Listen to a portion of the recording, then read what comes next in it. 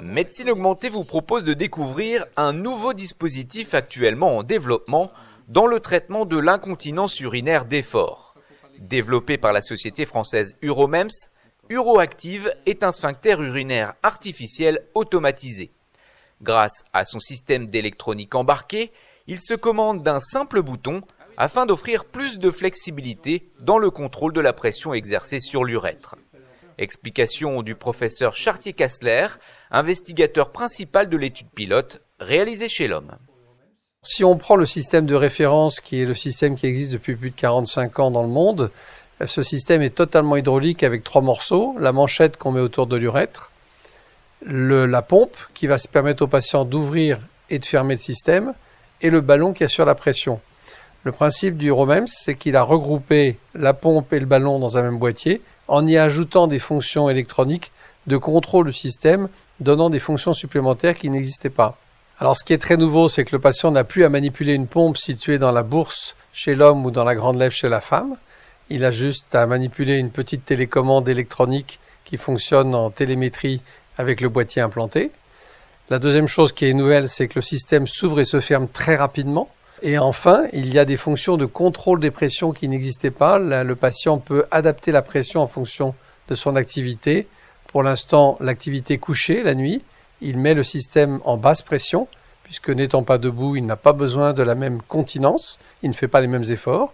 Et en position debout, il réactive le système aux pressions dont il a besoin pour être continent dans la journée et se débarrasser de ses protections. Un des objectifs, c'est d'apporter au patient le même bénéfice en termes de continence que la prothèse de référence, qui est déjà un excellent système, mais d'y apporter une souplesse d'utilisation, un confort, une protection de l'urètre supplémentaire en améliorant le contrôle des pressions sur l'urètre pour diminuer le risque d'érosion à long terme. Parce qu'il est effectif que la manchette autour de l'urètre, assurant une pression pour la fermeture, avec le système actuel, la pression est constante dans le temps. Là, la nuit, on propose qu'il soit mis à basse pression en espérant diminuer les complications à long terme qu'on connaissait, qui étaient des complications d'érosion et d'infection associées. Alors effectivement, après tous les travaux expérimentaux nécessaires, notamment pour les autorités réglementaires, on a commencé l'étude chez l'homme, qui s'appelle l'étude pilote, qui a permis d'implanter 6 hommes dans des conditions réglementaires respectant les requêtes de la HAS et de la NSM.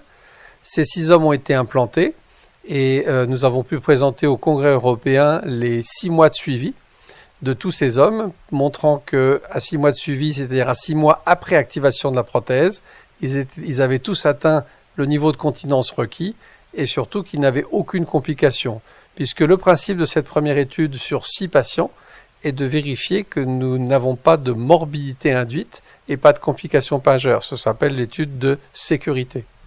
Chez la femme, l'étude est commencée. Pour l'instant, les résultats ne sont pas encore communiqués, mais les femmes sont en cours d'implantation. Et pour les hommes, puisque l'étude pilote a été réalisée, on va pouvoir passer à l'étude européenne et américaine, ce qui est le projet pour la fin de l'année ou le début de l'année prochaine. Alors le système est le même pour l'homme et la femme. Ce qui change, c'est l'anatomie. Chez l'homme, la manchette est mise autour de l'urètre bulbaire, donc par voie une incision périnéale, c'est sous la peau. Et le matériel est implanté, quand il s'agit du système UroActive, en sous-cutané abdominal antérieur. Donc le patient a juste 2 incisions très superficielles.